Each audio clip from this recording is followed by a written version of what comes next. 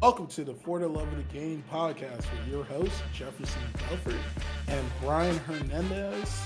Hernandez? I don't know why I I said it like like it. I like that. it. This is episode 44. Brian, how are you doing today? Now, man, I'm doing really good. I liked how you said my name in the intro and everything. It's pretty funny. You reminded me of I had a Spanish teacher in college, and he was always like, "Your name is not Hernandez, it's Hernandez," and like he was always like he wanted to me to like really enunciate it, and he's like, "No, you're saying your name wrong." I'm like, "No, guy, my guy, I'm done." like And then, hey, I got a good grade in the class, and even though I'm a fake Spanish person, doesn't speak Spanish, but no, man, I'm doing good. We haven't actually recorded in a minute. I'm feeling really pumped, really excited, and yeah, it's just we got real basketball, actual regular season basketball here. How are you doing, man? I'm doing pretty fantastic as well. Obviously, full of energy today. Like you said, we are now 2 weeks into the NBA season.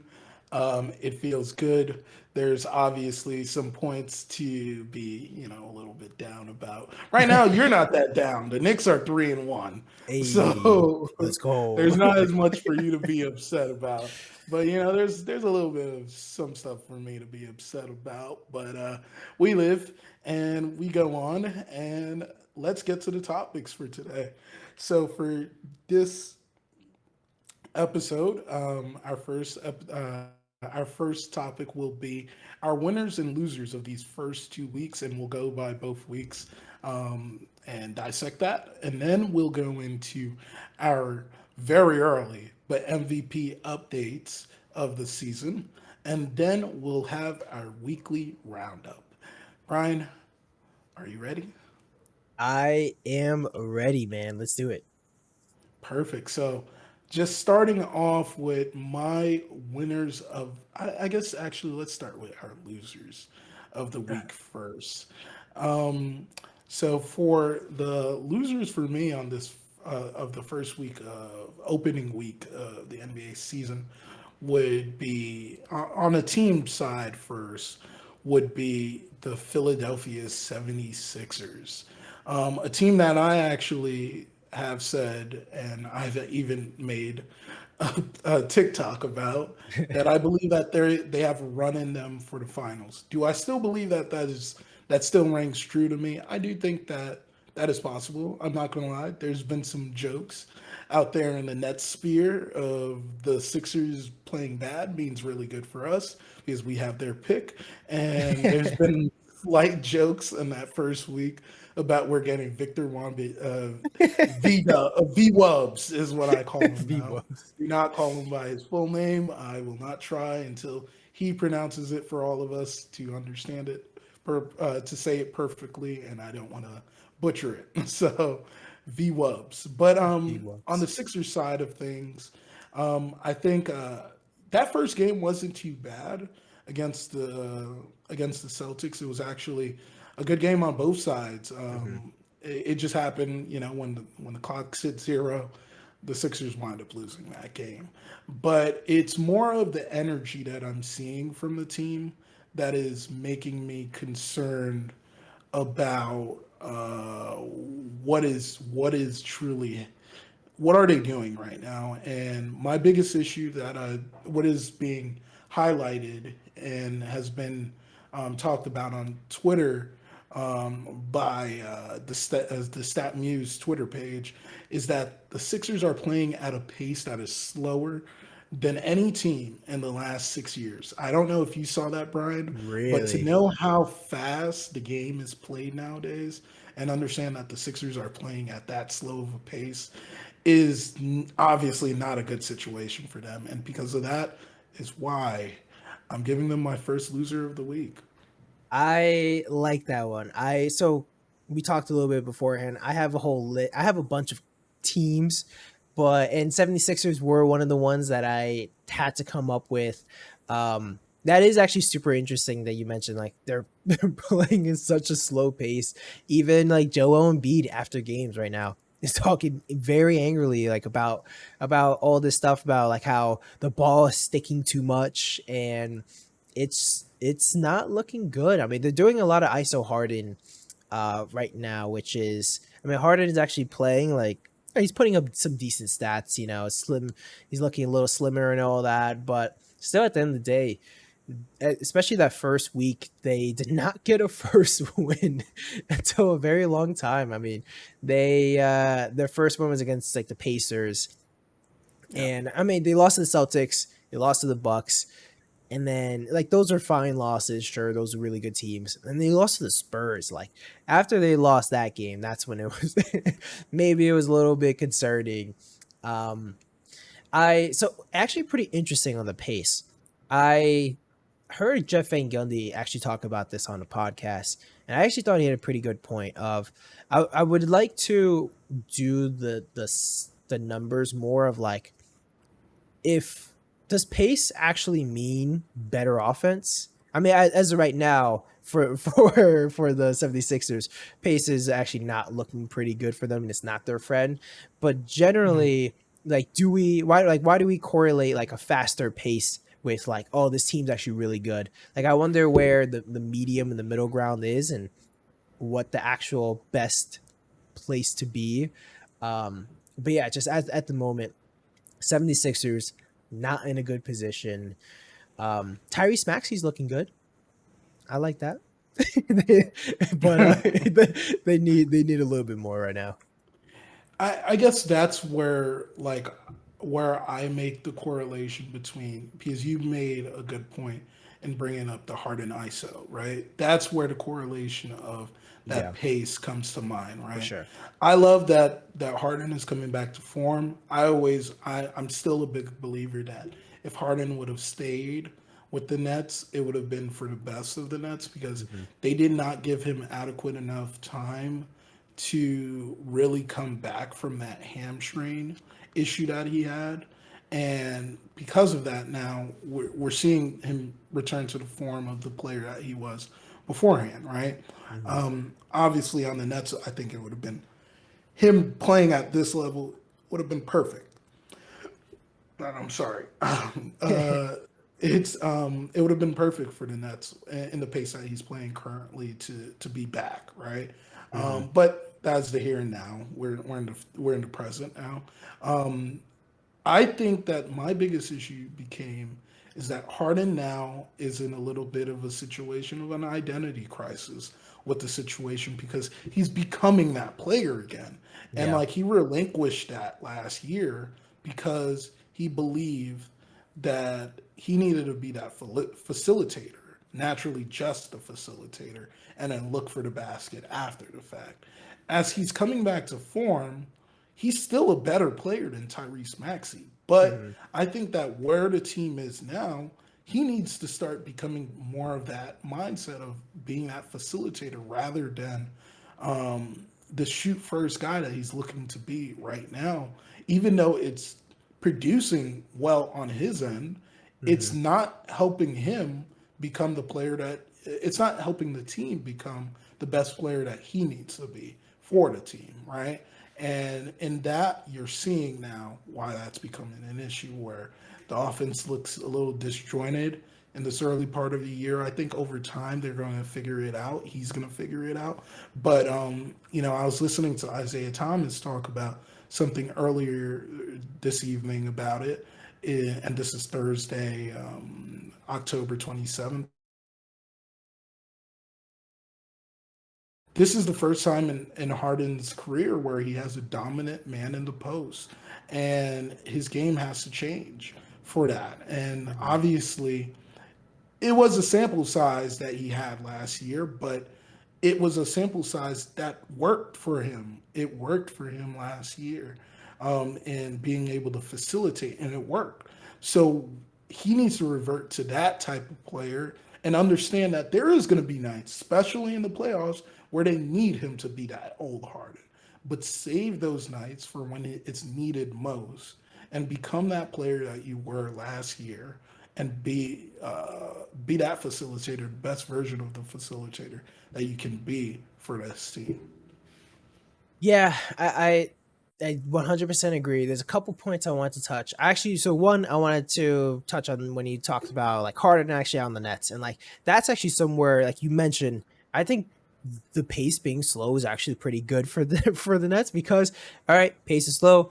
You have three guys that can easily ISO and get their own bucket. Like that's what you want. You want to slow it down. You don't want the other team to go fast. You don't want anything crazy. Slow it down, play your game. Like that's a situation where it's really good. On the 76ers, it's not looking as great right now because and if you even look at it, someone who did a lot of isolations and took a lot of shots themselves, and someone like Trae Young a couple years ago, players were talking about like, hey, I don't want to play with Trae Young. He's a ball hog. I don't. It's not basketball is not fun with this guy. And when you have someone like James Harden who is going to do a lot of ISO, that's not fun to actually play with. And that's where you see like Joel Embiid actually getting pretty angry.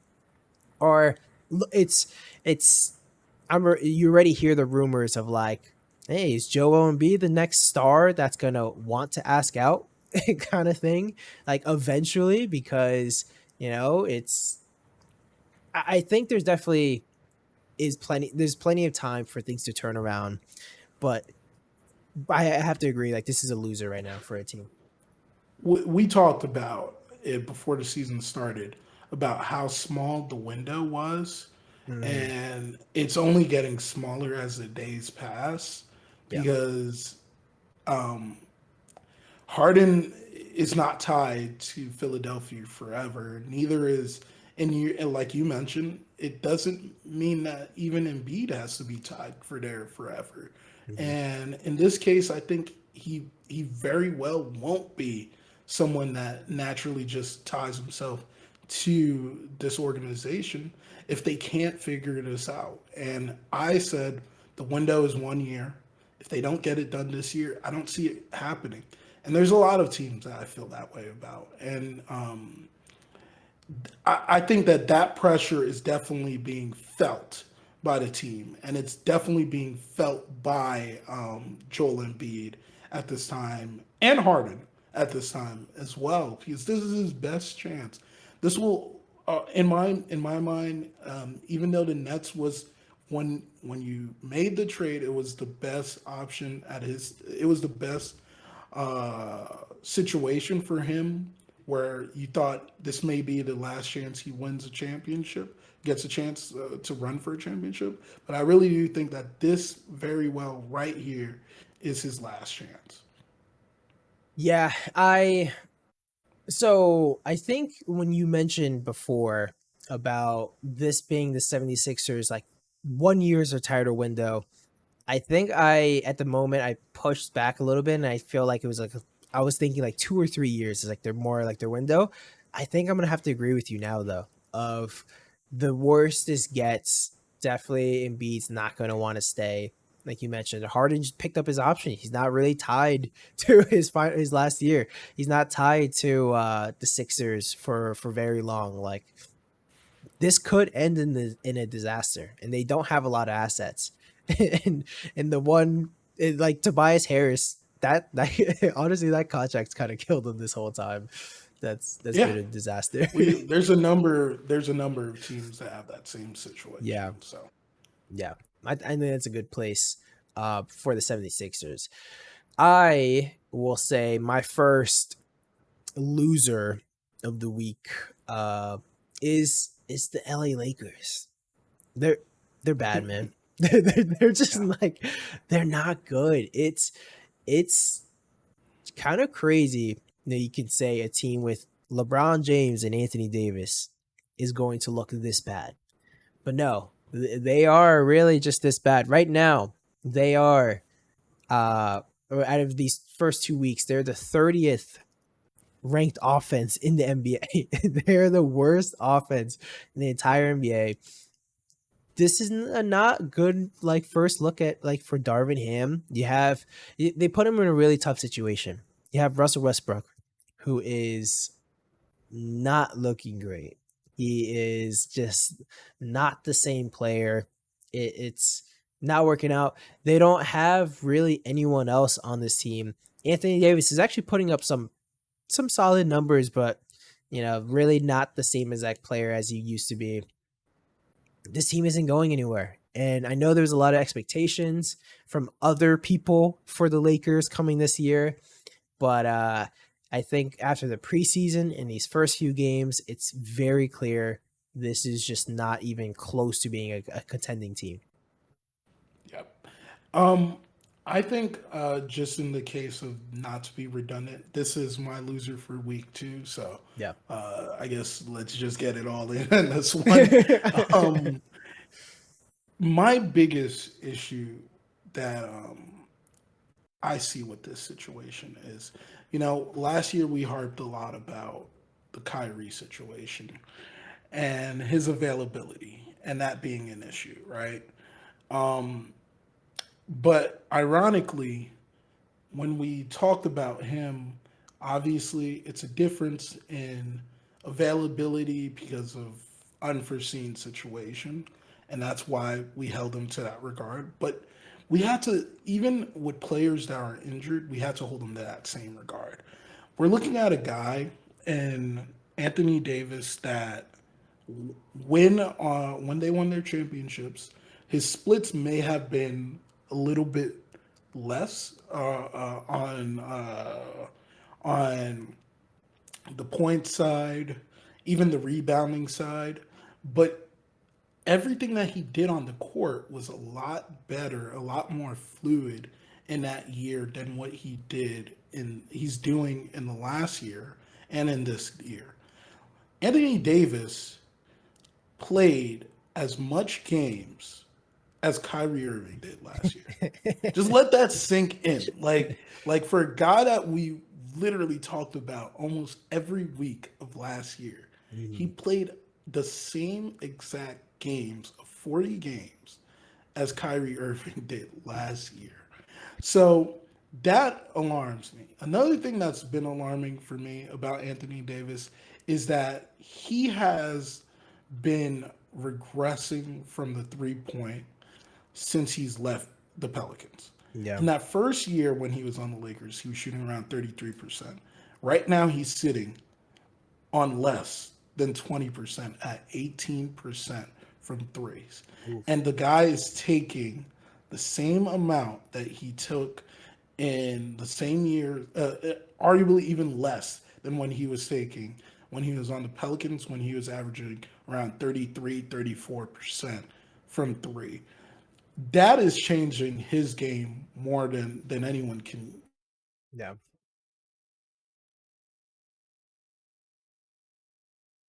We know can hit this shot, can work with the shot. Half of the reason why there was a debate at times that he was better than Giannis was because he could take this shot. And now he's regressing further and further down. And he's still taking around three a game.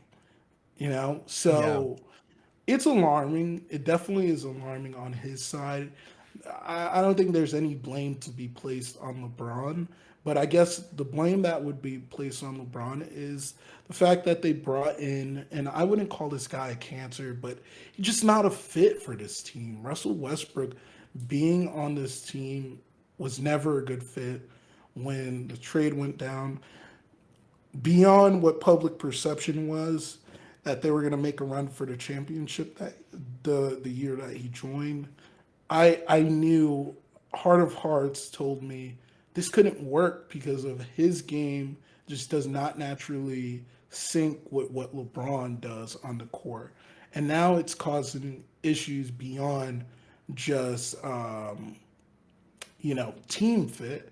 It's causing an issue of even getting guys that would fit them on their roster because the guy is making $47 million. Think about how many serviceable role players they could have added to their team if they didn't have a contract that big, or even if they reduced some of that, just to kind of like what Harden did and taking a lesser contract to bring in other guys like Melton to join the team, PJ Tucker to join the team. Those type of guys are the type of guys you want to have on your team.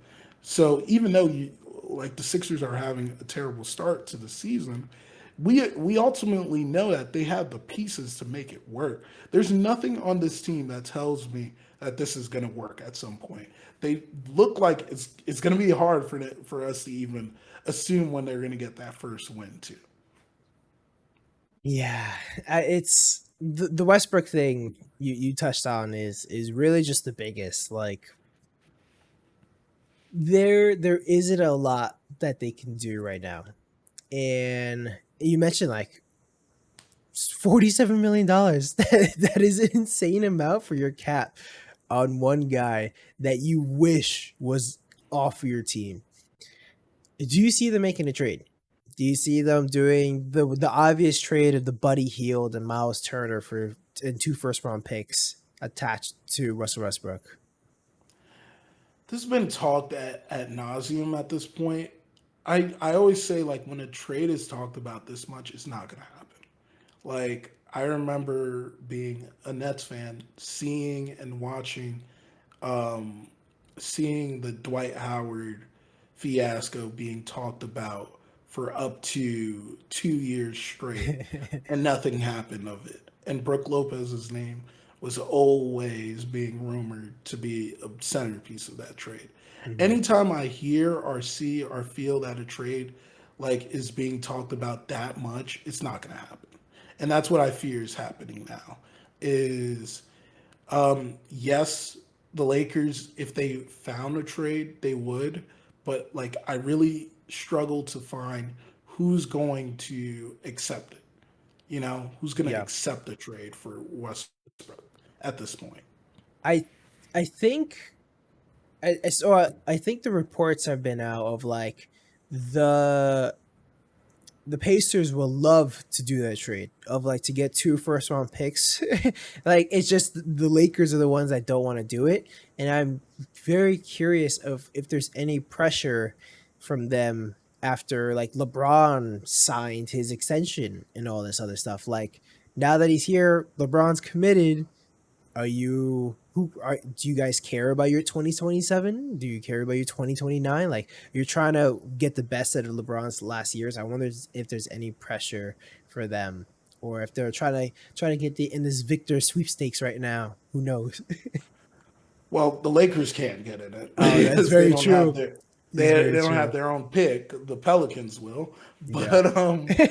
but it's alarming because I think not enough blame is being passed to the person that's created the situation and being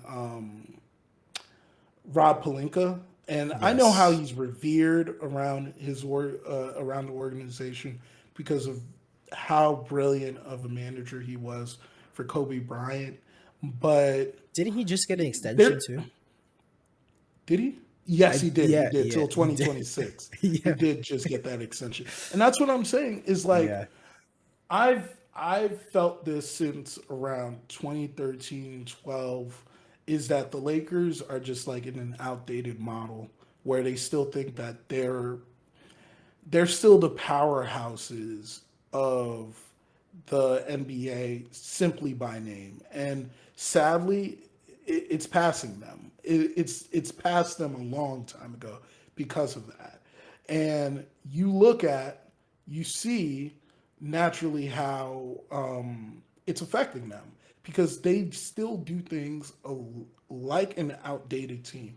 If it was me, and granted, I know this is a hot take, is if you have a guy like LeBron James, I don't even re him up because you just don't. There's no like at this point. What like I'm not saying LeBron is a bad player, but the situation that LeBron's going to put them in is only going to keep them in basketball purgatory, which they're Mhm. in right now, and it seems like they're not going to get out of it Yeah. in the situation that they're in currently.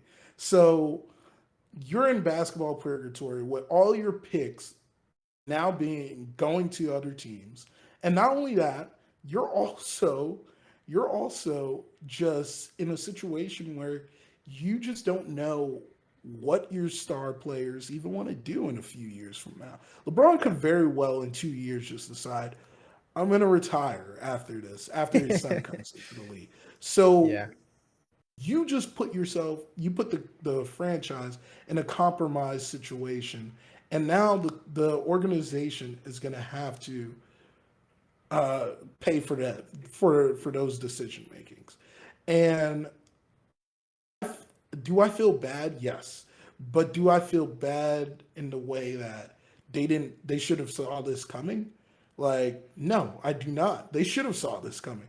That's your job as a GM to Yeah. foresee what could potentially happen if you go down routes like this. And granted, they're not handling it right, and I don't think enough blame is being passed to Rob Pelinka for putting them in this situation. Yeah, I think they just Rob just did a really bad job of just managing his assets. It really seemed like, well, even last year we saw with the super team, we have all these super or these superstars or ex superstars, but now they're all super old and this and that, and yeah, but The this super is our old team, stars. yeah, our super old stars here, like that's what they're trying to do the entire time, instead of let's actually get like or some really solid role players and talent. And of course this year they did a little bit different, but like you just think back of how many good players did they have on that team before LeBron got there, of like Brandon Ingram, Kyle Kuzma's playing really good, Jordan Clarkson, Lonzo Ball, I say Julius Randle. But like they had all these like pretty crazy assets. And oh yes, although I always say with this caveat, they did win a championship. It was the Disney championship and all that. They did win it. It worked out at the end of the day for them. But right now they're in a bad situation. But come on, man. Like, let's be honest. Like, we talk about this all the time. This is part of the conversation about the Yeah. Lakers and their storied franchise.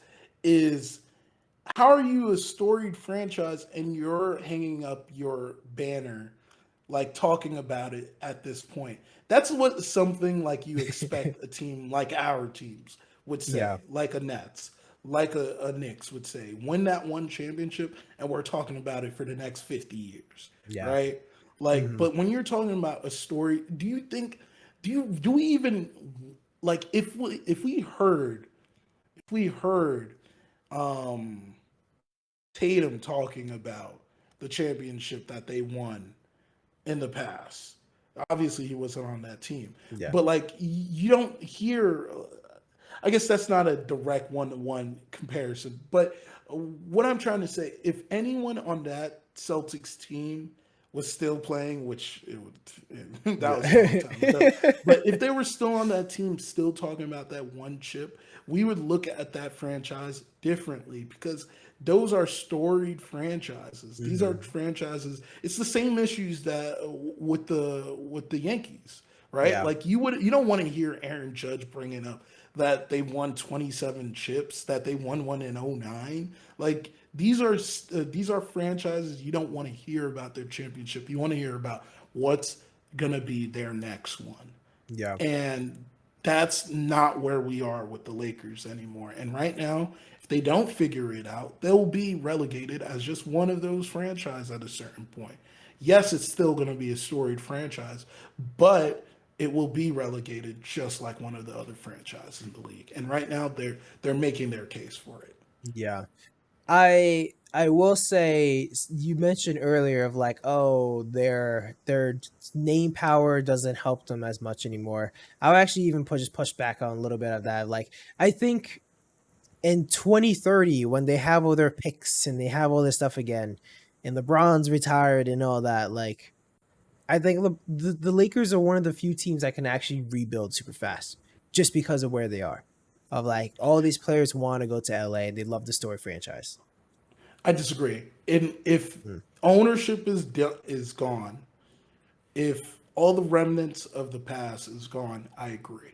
But if the same people that are making decisions that have been making decisions since Dr. Bus died are still the ones there, I don't think that that's going to be the situation. I feel like we still hear like nowadays those or like nowadays of everyone I wants to think go it's there. I think it's more of the locale now that Yeah. we're talking about rather than it is about naturally the team at this point.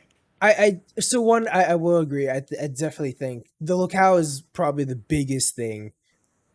I, I, I think a lot of people, or especially a lot of people in like this generation, they care about the Kobe stuff. Like that's really big to them. So eventually that's gonna wear off. But like Kobe's a lot of players' idols. Like they want to be in that same shoes as You, him. I agree, but doesn't that just put you in the same situation where they are currently? With thinking about it in the aspect of um, there, like you said, there's players that want to be there because of the history, because of Kobe Hmm. being their idol. But in 2030, that's seven that's 7 years from now. That's 8 years from now, you know? Yeah, Like that is another generation of players. Granted, maybe there it's because of LeBron now that I they was want just to about go to say back. that. Is Hmm. but what is there really to hold their hat on about LeBron being there? I speak about this a lot. I say this a lot is that LeBron has had 3 unsuccessful years being there, and they weren't even close to being successful. You know, they Hmm. lucked into the playoffs that 1 year, where they went into the play-ins, beat the Warriors, and then got demolished by the Suns. And then you have the situation of then also considering the the year that they won the championship is the only like signs of success, but those other 2 years have been terrible. Yeah. And this year it is looking like it's adding on to it. LeBron's gonna be there for his 5th year going into the season, I believe, right? This will be his fifth Sounds year, I right. That believe. sounds right. Or fourth. I'm not 100% sure. But I think it was because he got there the year before the Katie Kyrie Hmm. um, the Katie Kyrie joined Brooklyn, right? And So that was this 2019. is fifth year. Exactly. So Yeah. 3 unsuccessful years, arguably four, Yeah. being on the Lakers. Like, what is that really of a history? Like, that doesn't put you like Shaq is always vehement about talking about who's greats that played with the Lakers, and he doesn't include some guys for stuff like that. Yeah. So why would LeBron be included in that? In my mind. And it's only holding it to the high regard that Hmm. we hold LeBron that I'm saying this. Yeah. I think so one, I 100% agree. The only things I think that could still just change it is one, that the fact that he's LeBron James, and even though even younger kids kind of see Steph Curry as that guy kind of now of like their idol, still like LeBron is like one of the greatest of all times. And even so younger kids, like this is their Michael Jordan, so to speak.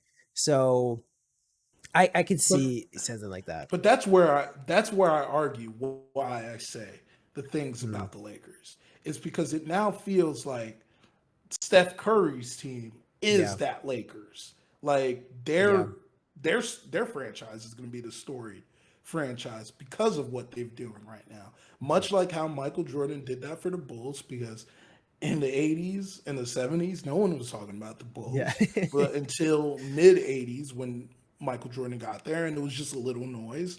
And then he solidified that in the 90s. So, like that to this day, you know, the Bulls, you see the Bulls, they don't get the talent because of naturally just that history. It's because there's a good situation, Yeah. right? So, I think that that's going to ring true. And that's why I still say if the same people that are making decisions, which it still baffles me to this day that Kurt Rambis is a guy that is allowed to make decisions in this league after what he's done for two Preach, franchises now. preach. Like, and he's a guy that's allowed to make decisions.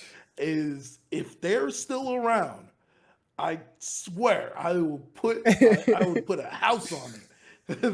I put the house on it that the Lakers will not be able to put talent together in that way. I don't know.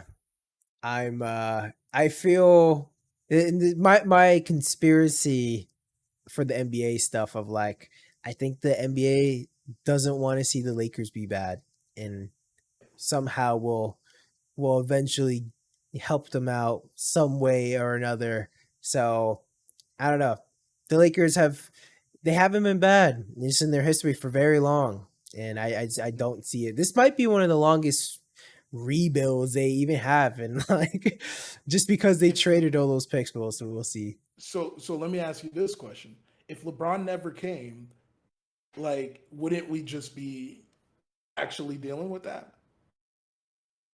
Yeah.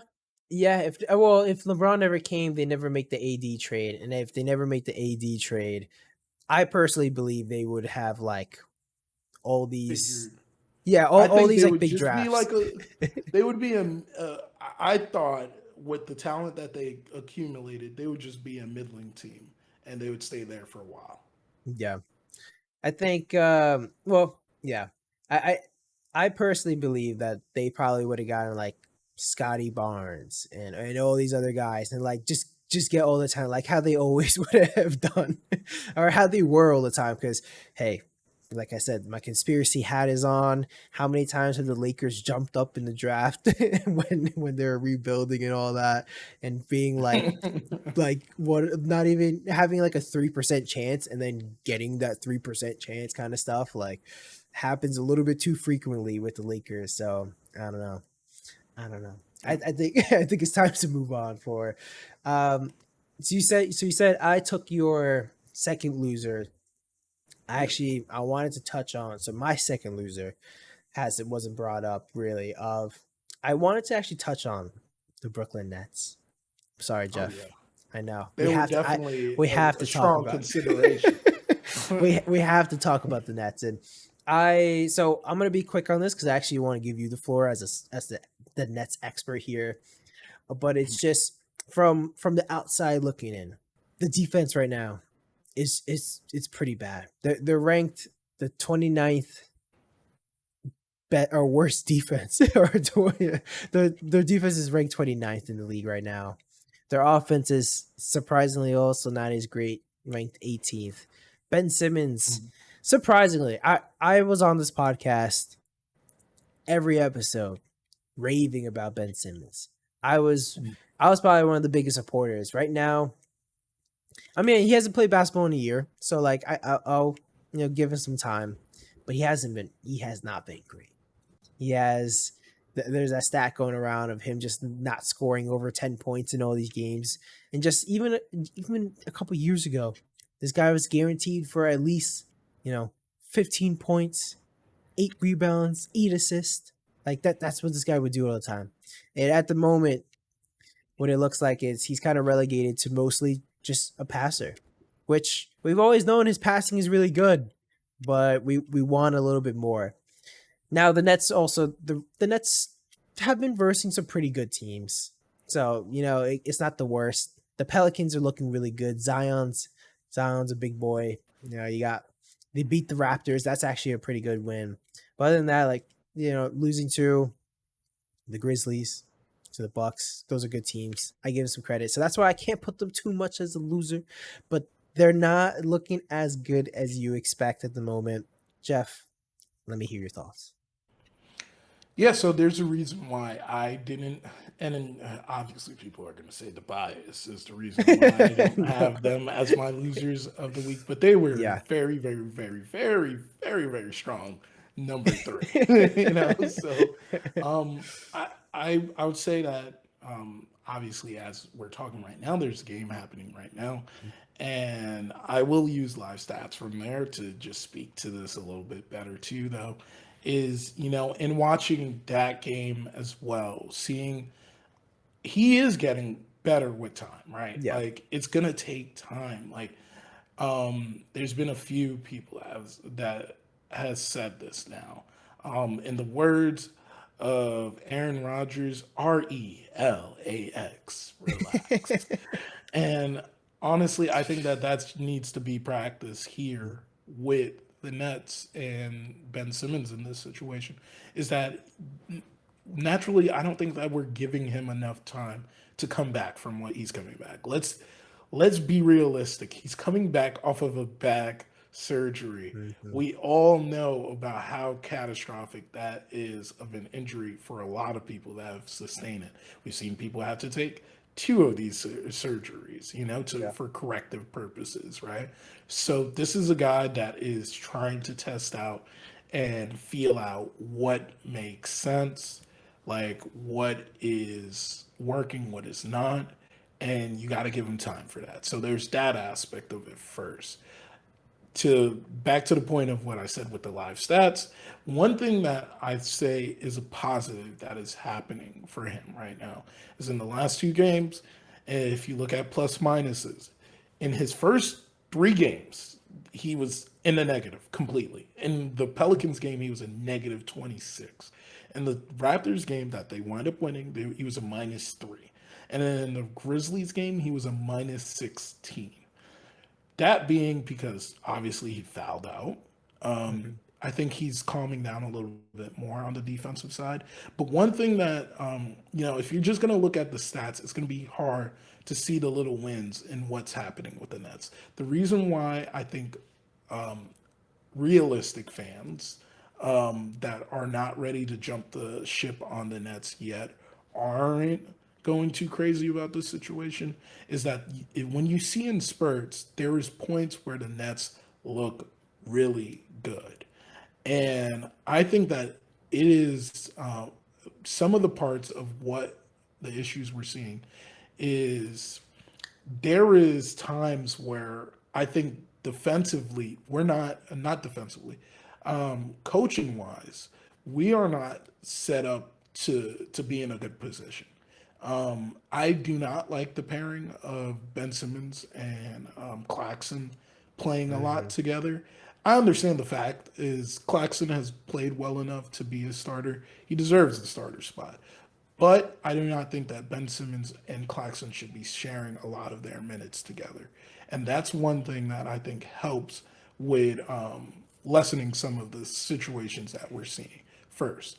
Second thing that I would say is as a team that has just been constructed to look like this, and Kyrie not playing how he played for whatever games he missed last year, it's going to take time for this team to gel naturally. The Mhm. reason why I'm a little bit more firmer on my positions about the Lakers and the Sixers is even though both teams have seen overhauls, but generally we see exactly what they were. A lot of the situation with the Nets is we don't know what the Nets can be. And that's why I reserve some of my frustration that I may have or want to pass onto them right now. Mhm. Granted, like I said, they do not look good in those games. And honestly, I need to find the guy that was the NBA scheduler that decided I know. the Nets should be playing all of these teams in the first 5 games of their season because it's kind of ridiculous. The teams that they got Mhm. slated with in the beginning of the season. So it definitely is something to be concerned about. I do think that they are not playing at their best, but we neither have seen their best yet either. So we got to give it some time. Come back to me next week if they still look this way. They'll definitely be on that list. Yeah, But Ben Simmons definitely, and I guess right. it's a perfect time for me to say Mhm. that he was one of the players that I put as my losers for the week. So Ooh, I hear everything that you're coming from, where yeah. you're coming from, and I understand. Even though I said everything that I said about in defense for him, but there is some stuff that is indefensible, and being the way how he's played on defense, where he's giving up ticky tack fouls is not something you want to see. And that's easily correctable things, Like if it Mhm. wasn't, I would not put him as a loser. But the thing is, he's overly aggressive on plays that he doesn't need to be overly aggressive. And in plays that he needs to be aggressive, he is not being aggressive. And that's why I agree. Yeah, so one I yeah, I definitely agree in the sense of it's so early. They're versing a lot of good teams, and for the most part, they're in these games, looking pretty decent right now for them in Dallas. But the main reason why I put them as losers, because one, like saying losing a couple games, the Ben Simmons things, I understand, and you mentioned it, I mentioned it of him with it, or like he's coming back. He hasn't played in a year or so. Just came off that back surgery, but that back surgery scares me. Like even yesterday during the game, he talked about how he tweaked it, and that's why he wasn't as offensive minded during the game. Like the fact you're a couple games in, you're already tweaking your back. I've had plenty of back injuries and stuff like that, and just like that stuff is no joke. We see other players get taken out by that. It worries me a bit for Ben Simmons. And I'm curious on your take. I'm still low key worried about what happened this summer with the Nets of like Kevin Durant and Kyrie didn't want to be there. And if there was a lot of other options, like Kyrie literally said, like, hey, I don't really have any other options. Like this was essentially his only option. Kevin Durant was pretty much like, yeah, they couldn't trade me. I'm too good.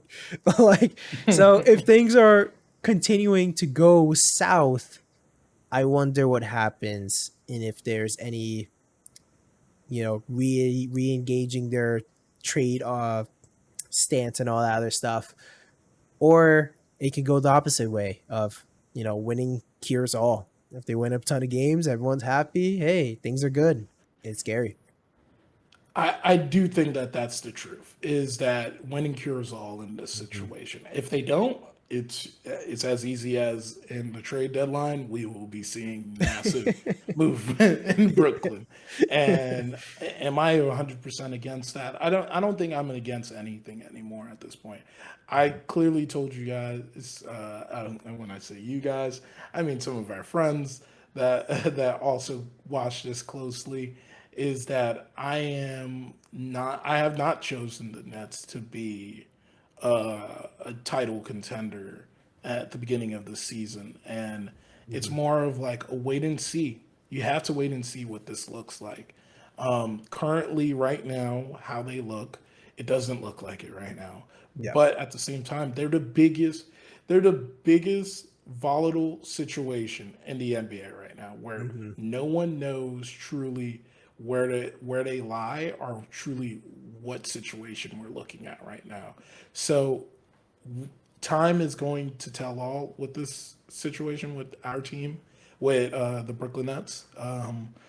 But I, like you said, winning cures all, and that's the only way we're going to be able to achieve some of the things. But I will add on to, I mentioned that Sixers is one of those teams that I said that has that one year window right now. Hmm. The Nets very well, in my mind, have the same thing in mind. Is it's that this one year that they have this window, which puts a lot of pressure on them to try to succeed in this time. But granted, with the same mantra of winning cures all, I think that's what changes the situation.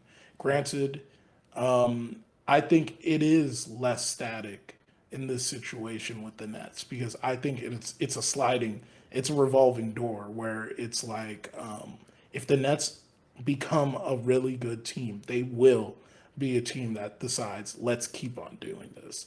And does it mean we continue with the same coaching? Does it mean we continue with the same general manager? I don't know. But I think that if they do find ways to win, it will shut up a lot of things. It will change a lot of thought processes about the situation. Yeah.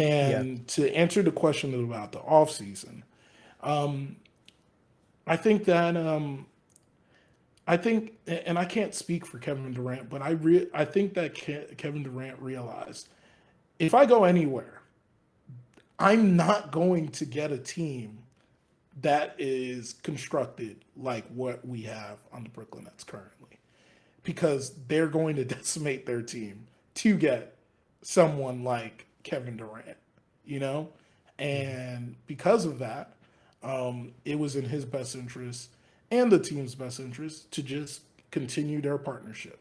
And I look at that, I think about that. There's not a lot of situations where a lot of people get to make that decision making. Okay, so my, you know what? I'm gonna consolidate my winners for Yeah. week 1 and 2. Fuck, why did that just happen? But I'm sorry.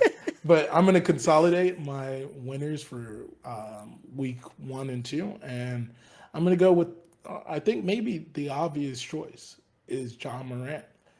John Mhm. Morant is having an outstanding start to the season. The man is shooting. Is scoring 35 points per game as of right now, 7 assists per game. He's shooting 86% from the free throw. He's shooting around he's shooting around 60% from three right now. And he's Jeez. shooting 54% from the field. I don't know. I don't know how, That's if it's absurd. ever been that easy to choose someone, but he looks like the MVP right now. Yeah. Yeah, yeah. John Moran is just so good. He's so good. I was so sad when you got him in fantasy basketball. For all the listeners, we're in a fantasy basketball league. Jeff had to take John Morant so early. I mean, not early, but like he was in the perfect spot for you. He's just so good. 60% from three right now. And he's like taking a pretty decent volume, right? Like it isn't Yeah. like It's I think he's shooting around 5 a game. Yeah, that 5 a is game.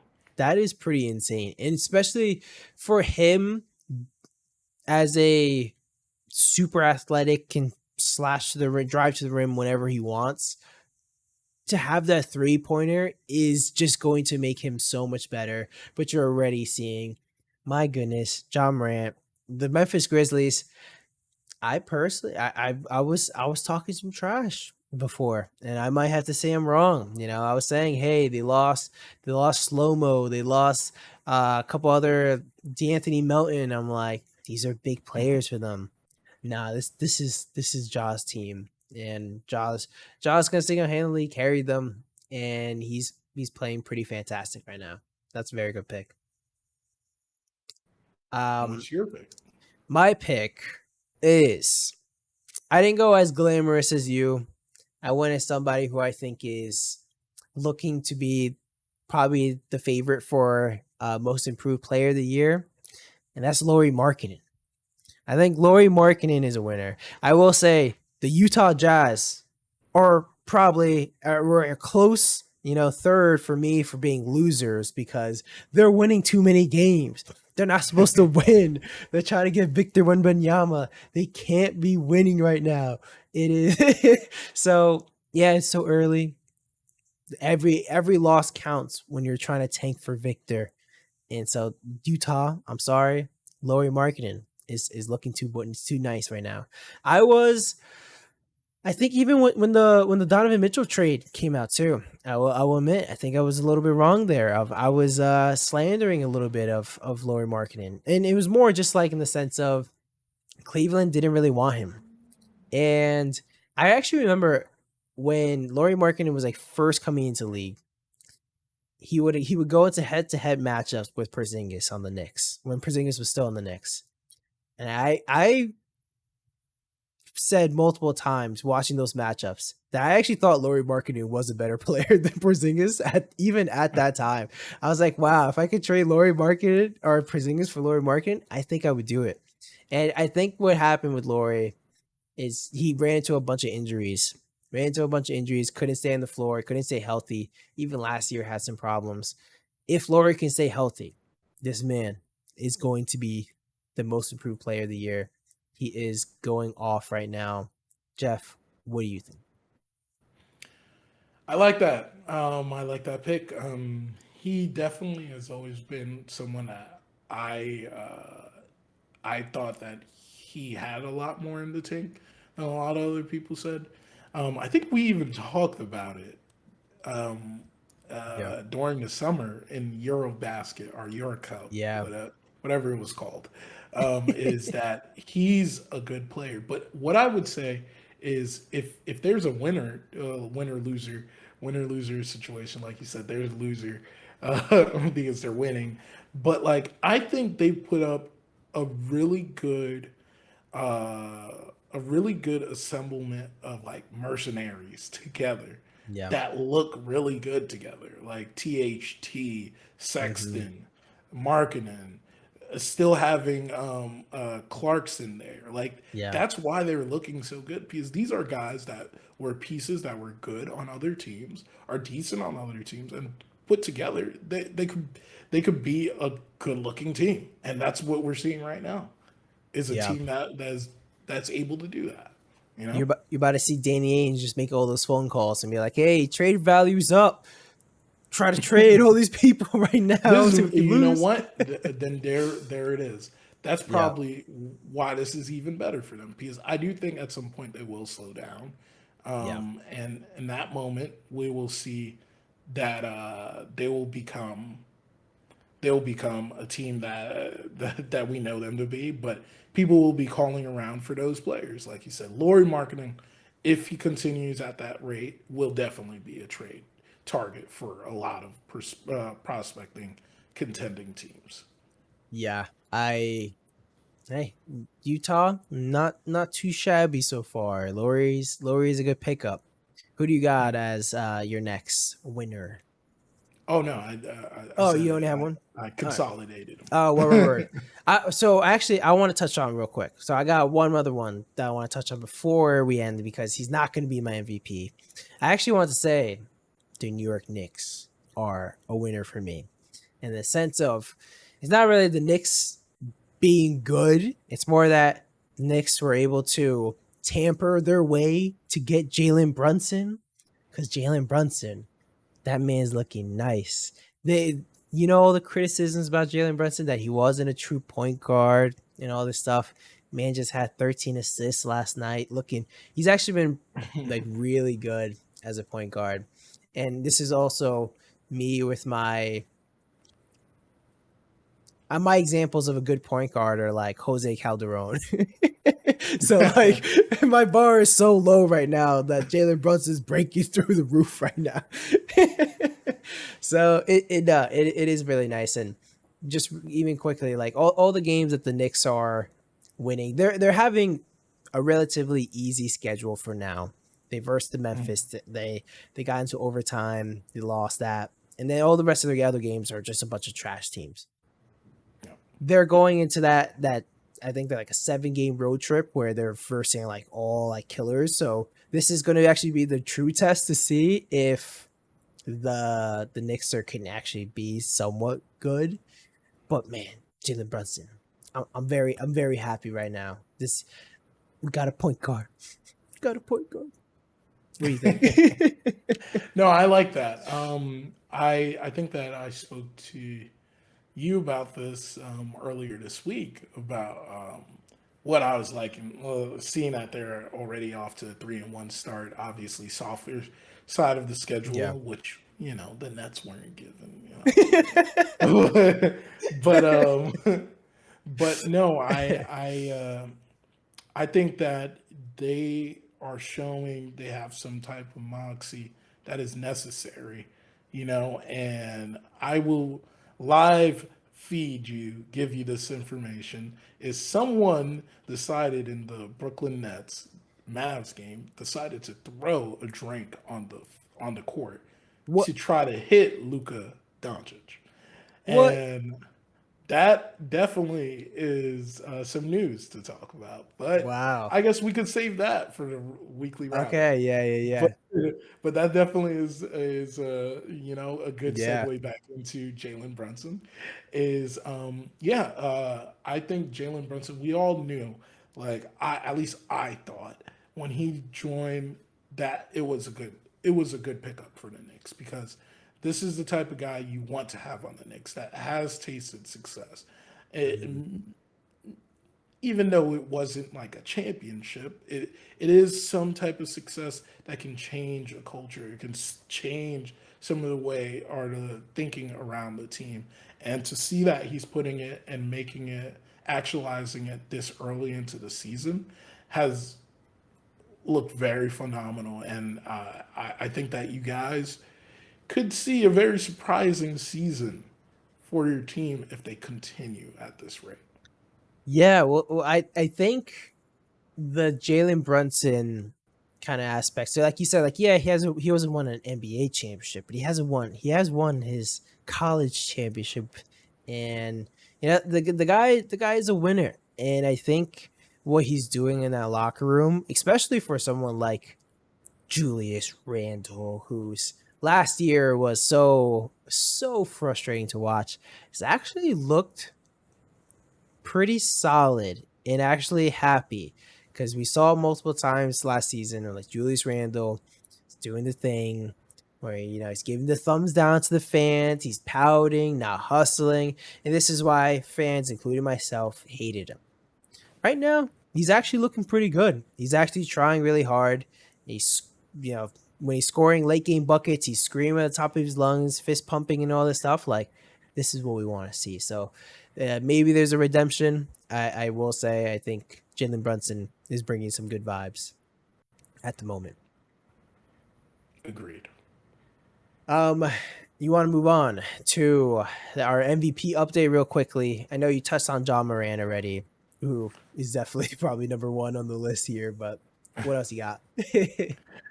So yeah, no, I guess like in the interest of time, just Yeah. go real quickly through my early MVPs.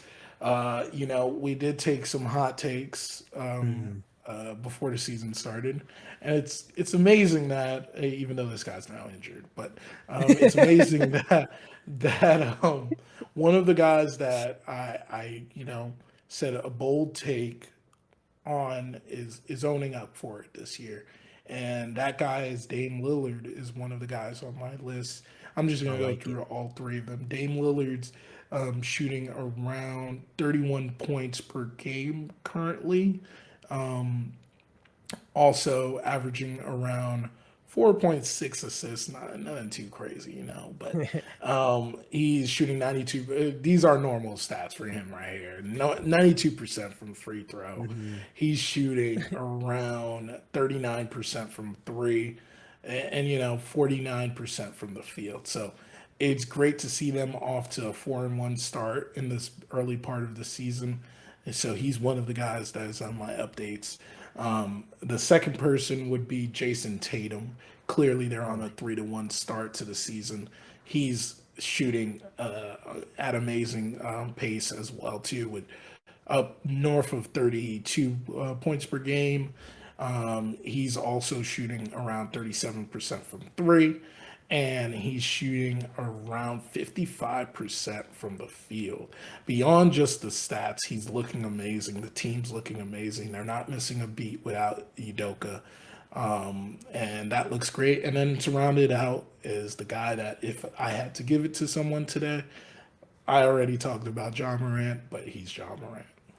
I like it. I definitely I made a top three. I had Jason Tatum as four, and I like that you had him there. Of like it's nice to see him bounce back from that finals run that he had because you know Jalen Brown just outplayed him. Very clearly. And if they had Jason Tatum playing at the level that his potential is, maybe there's a different champion at the end of the day. I mean, that Golden State team was so good. But I will say, so I have my first one is definitely John Morant.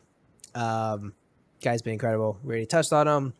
Second, I actually have who I voted as my hot take, which is actually was not a hot take whatsoever, of Luka Doncic being my favorite of.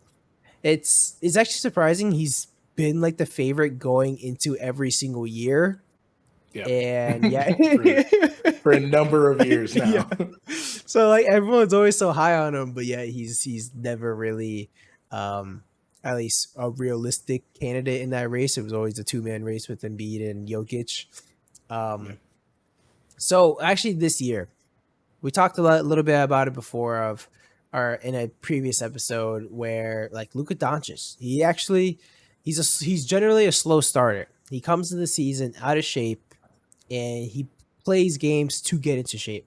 He played in the Euro basket this year, and he was actually in like really good shape. And he's not starting off slow. He's actually playing really amazing, and just really like quickly, like 35 points a game, 9 rebounds, 8 assists. Like that man's a monster.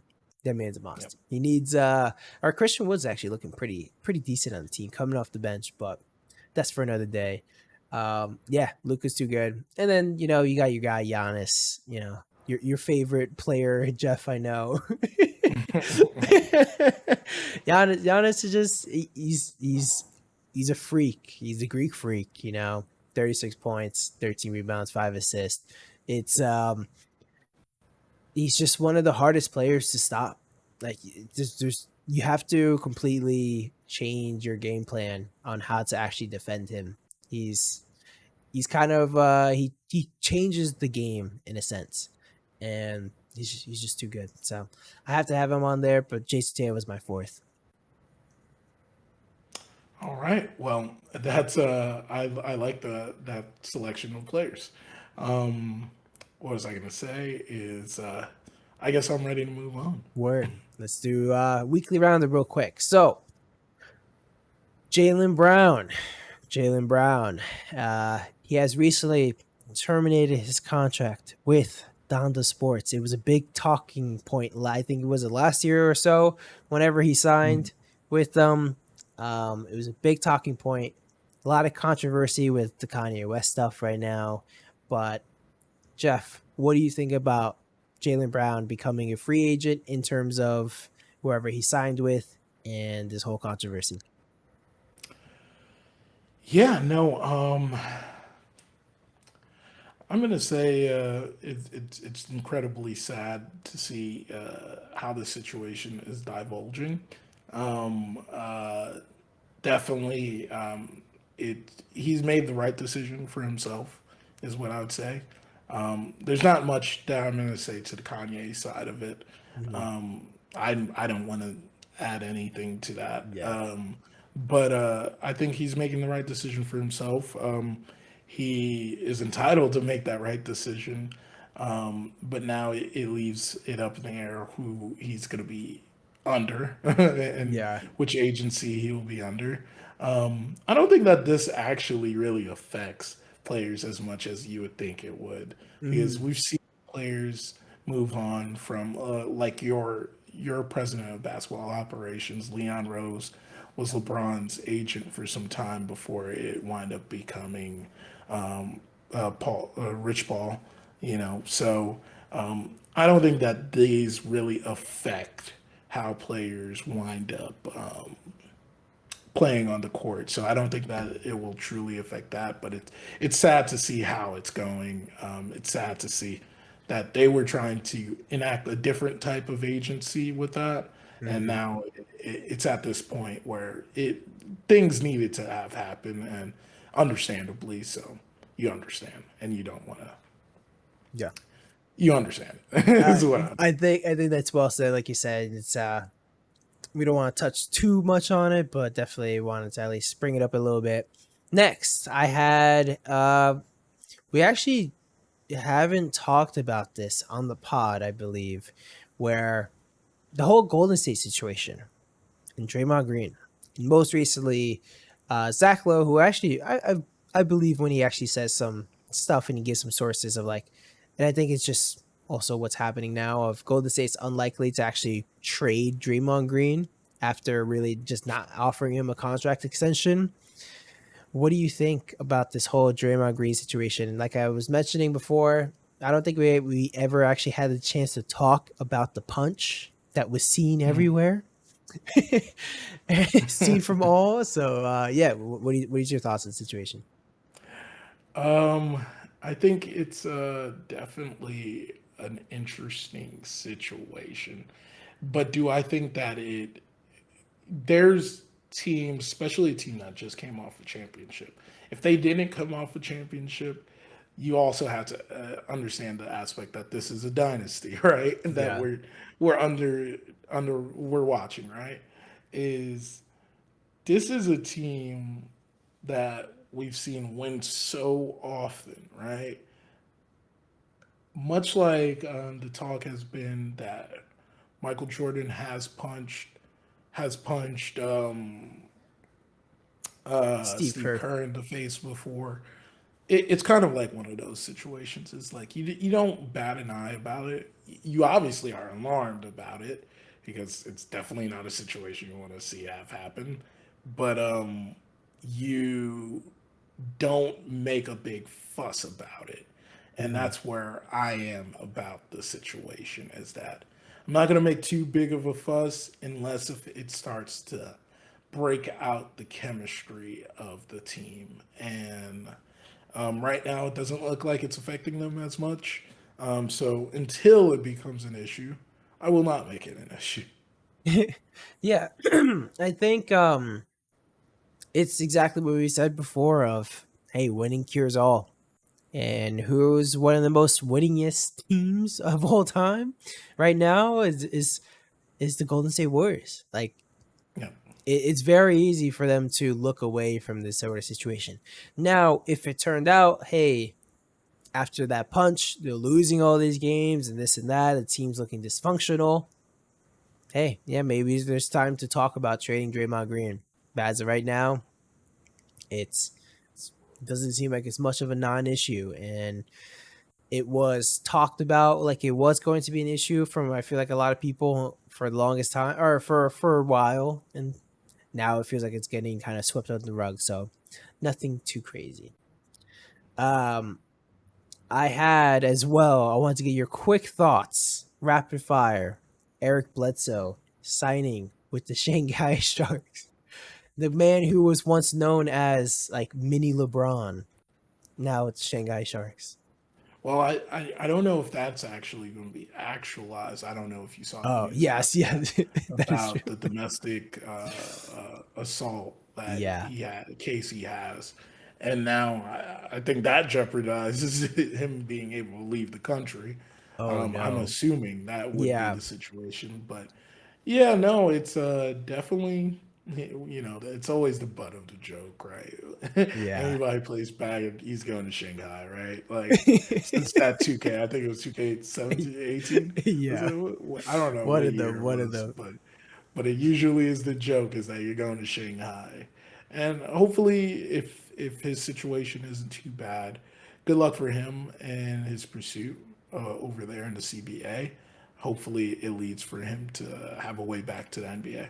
Hmm. It's kind of crazy. I feel like he was making a lot. His one of his last contracts was like a decent amount of money, and the fact that he can't get a contract is kind of crazy to me because I feel Yeah, like out of all the players in the NBA, he's definitely better than other people that have roster spots right now. And I think it's kind of similar to like Carmelo Anthony. And although I give him so much hate all the time, of like Carmelo Anthony, he's better than somebody that has a roster spot in the NBA right now. Like that is. I he's agree. yeah, he's not the worst player to be like, or he shouldn't be out of the league. Definitely should be a spot for him. At the moment, it's not. Kind of interesting how that works. You mentioned the Luka stuff. Let's get into it right now. Yeah, not a What's lot of yeah. information yet for me Okay. to go crazy about, but from what I'm seeing, it looked like it was in in overtime. Hmm. It was in between a free throws. A fan decided to throw a glass, plastic, Yeah. onto the court, and it not nearly, it was some distance, but it looked like it was targeted in Luca's direction. Obviously, we haven't seen something like that in a while. I Hmm. wonder what's the ramifications of this. What we'll hear. I'm sure we'll hear something in the coming days about what happened about that situation. And I guess it's it's preemptive, but I guess we got a loser of next week already already lined up for that fan because now he's gonna possibly be paying fines, not Yeah. allowed to the arena, and and might even serve some time in jail. So just remember, everybody, don't throw shit onto and I guess No, I break the cardinal rule, but I there guess you this go. is the one time I'll break it. This Is is fair.